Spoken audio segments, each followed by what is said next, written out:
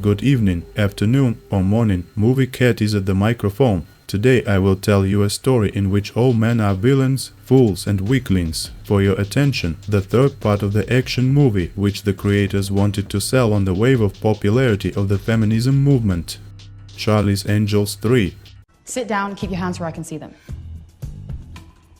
If you like what I do, please thumb up, write any comment under the video and subscribe if you haven't already. Rio, on the terrace of the presidential suite, Sabina has dinner with smuggler Jonny Smith. He talks all evening about how rich and influential he is and how lucky Sabina was to meet him. When Sabina gets tired of listening to this, she simply ties the smuggler with a curtain. And then her partners, angels, burst into the room and neutralize the guards. One of the angels, Jane, easily beats up the armed man and then reports success to the coordinator. An elderly John Bosley enters the room and arrests Jonny. A year later, Hamburg, a young girl named Alina enters the office of her supervisor, Fleming. She is the lead programmer and has almost completed work on an invention called Callisto. Given its modest size, Callisto is capable of powering an entire skyscraper. Alina tells Fleming that the device is vulnerable and poses a danger if hacked. Huge amounts of energy can be reprogrammed into an electromagnetic bomb of mass destruction. Fleming, as well as the owner of the company Brock, want to get this technology to market as quickly as possible, so Fleming ignores Alina's warnings and demands that she must not tell anyone else about the vulnerabilities. On the way to the laboratory, Alina meets Fleming's secretary, who gives her a business card from the Townsend Detective Agency. John Bosley enters headquarters where he meets Rebecca. To the applause of her colleagues, she congratulates John on his retirement, and over the phone, Charlie Townsend thanks John for his excellent service, expanding the organization and opening branches around the world. Rebecca gives John a wristwatch and accepts the call sign Bosley, which in the agency hierarchy means the position of operations coordinator. Paris, Jane maintains her excellent physical shape by boxing with her mentor. He called Sabina to unite the girls together for the next mission. Hamburg, Alina sits down with the mentor in a cafe. She tells about Callisto and its potential danger. Jane, who is pretending to be a waitress, notices a man in the corner typing on a typewriter, but not a coherent text, but characters in a random order. Suddenly, he realizes that he has been found out for some reason, so he stands up and throws his typewriter at Jane. The mentor evacuates the customer and Jane has to defend herself from the killer alone, while her partner Sabina is rushing to the rescue. She is rushing for a long time, because to monitor the perimeter she chose the only 15-story building in Hamburg without an elevator. The angels also get into the car and try to break away from the armed killer, who is chasing them in an armored car and firing a machine gun. The killer hits the mentor and the car falls into the river. Sabina attacks the killer, but she cannot defeat him alone and he leaves. Jane and Alina barely get out of the water and their mentor dies. Apparently the killer was a professional, Jane believes. At the hideout, Helen tells the angels about Callisto and its danger as a potential weapon. Rebecca Bosley comes to the conclusion that if so much attention is paid to the device, then the angels need to remove all available prototypes from Alina's laboratory. Sabine, Jane, and Alina infiltrate Brock's corporate building, wearing matching clothes and wigs. While the angels distract the guards, Alina opens the vault and reveals that the prototypes were previously seized by Fleming. Jane gets rid of her pursuers by setting up a smoke screen in the laboratory, and Sabina beats up a guard in the toilet. Together, they leave the corporation and go to Berlin, but do not have time to intercept Fleming there. At the local agency office, Rebecca looks through surveillance cameras and finds Fleming waiting for a flight to Istanbul. Alina condemns herself for her lack of determination. She believes that she should have immediately gone to the head of the corporation, Brock, and told him about the warnings instead of the careerist Fleming. However, she is consoled by Sabina, who says that she grew up in an orphanage with abandoned child syndrome, for which she took revenge on everyone around her. Such behavior would have landed her in prison, but Charlie noticed her in time and invited her to the agency. Jane, in turn, admits that she was in MI6 but constantly violated orders, for which she was removed. Alina probably concludes from these stories that Charlie recruits his best employees from undisciplined military personnel and juvenile delinquents. Later they fly together to Istanbul, where the agency's office and equipment are missing. to find Fleming. Jane suggests visiting her former intelligence contact for a good bribe. The contact says that Fleming settled at the Pasha Hotel. Sabina enters his room and copies all the information from his laptop. And so that Fleming finally understands who he is dealing with, Sabina plunges his toothbrush into the toilet.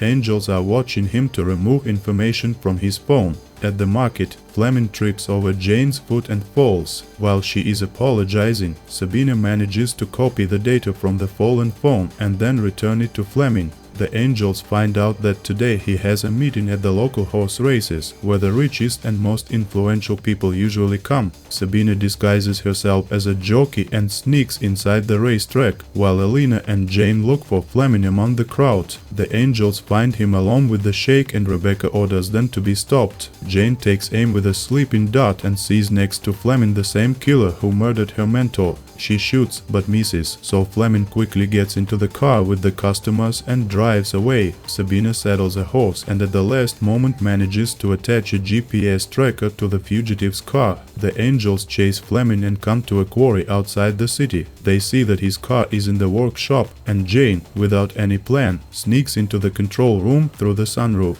From the inside, she opens the doors for Sabina and Elena, and then the angels leave Elena at the control panel. While they make their way inside the workshop, Elena closes the gate, blocking the escape of everyone gathered inside. The angels find a vantage point and suddenly they see the smuggler Jonny, whom they arrested together a year ago in Rio. The angels are at a loss, because how can Jonny be free if he was handed over to John Bosley? Eavesdropping on the conversation, the angels learn the following. The killer's name is Hodek, and Jonny has come here as a buyer's representative, and he demands that Fleming demonstrate how Callisto can kill. Fleming refuses, and Hodek then concludes that Fleming does not have an access to Callisto's control system. Hodek kills Fleming and then suggests leaving the quarry. The gate is closed, so one of the guards goes up to the control room. Jane puts him to sleep with a sleeping pill, but the guard falls too loudly. The criminals realize that their colleague did not fall on his own, so they open fire on the angels. Hodek and Jonny grab Callisto's prototypes and leave the quarry. The angels contact Rebecca, who is supposed to be monitoring the perimeter, and ask her for the direction in which the fugitives are trying to escape, but Rebecca turned off the radio and disappeared. The angels return to the temporary headquarters, where their curator is also absent. The angels suspect that Rebecca is a double agent and set them up,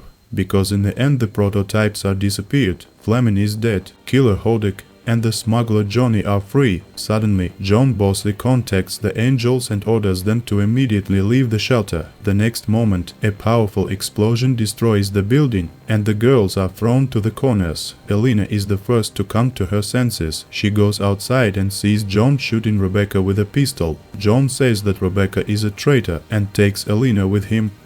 Later, Jane pulls the unconscious Sabina out of the rubble and takes her to the contact's house to provide first aid. Jane is crying because Sabina is dying. After some time, Sabina, completely unharmed, comes to her senses, because the former MI6 employee does not know how to distinguish a sleeping person from a mortally wounded one. Suddenly Rebecca enters the room, unharmed. She explains that the traitor is actually John. He did not hand over the smuggler Jonny to the government, and Charlie then became suspicious of him. Rebecca believes John has been waiting for decades and wants to be the next Charlie, and when he was congratulated on his retirement, he decided to build his own network of agents around the world and sell services to anyone who could pay well. Meanwhile, John brings Elena to Brock's mansion to discuss all of Callisto's vulnerabilities with the head of the company. Hodek comes into Brock's office and gives the case with all the Callistos to John. And then the killer puts an iron collar on Elena. Once a year, Brock hosts a grand party at his estate, to which he invites the most beautiful and rich people. The angels are confident that Brock will showcase Callisto to investors there. Sabina and Jane arrive in the middle of the party and dance in sync in front of Brock,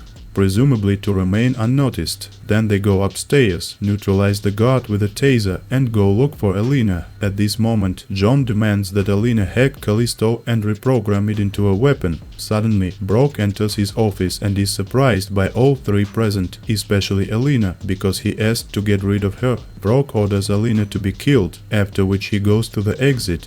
but Hodek blocks his way. Brock doesn't understand and shouts that they are all his subordinates and work for him.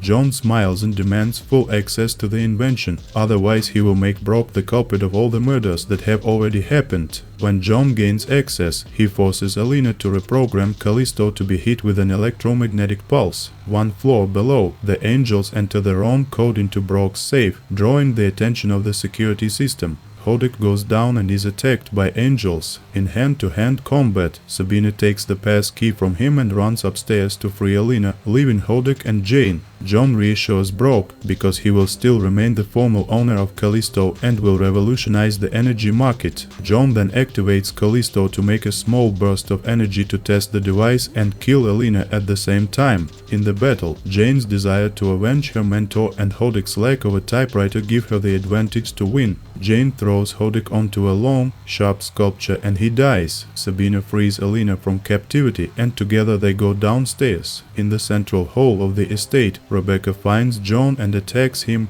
John easily parries the attack and says that the Townsend agency has always lacked men. He orders his agents to kill Rebecca when suddenly the lights go out for 5 seconds, after which angels appear behind the agents. Each man discovers a sleeping pill lollipop on his neck and falls. John claims that he created the angels and was supposed to become the legal successor of the agency. But Rebecca believes that it was the angels, who appeared to be 19 years old, who created the 80-year-old John. He is arrested, and Rebecca calls Charlie to see if they can take Alina to the agency. The unknown woman approves of the new candidate, after which the program translates her speech into Charlie's voice. Thank you for watching. If you are now sitting in front of the monitor and asking the question, why did I make this video? The answer is so you never have to watch the whole movie.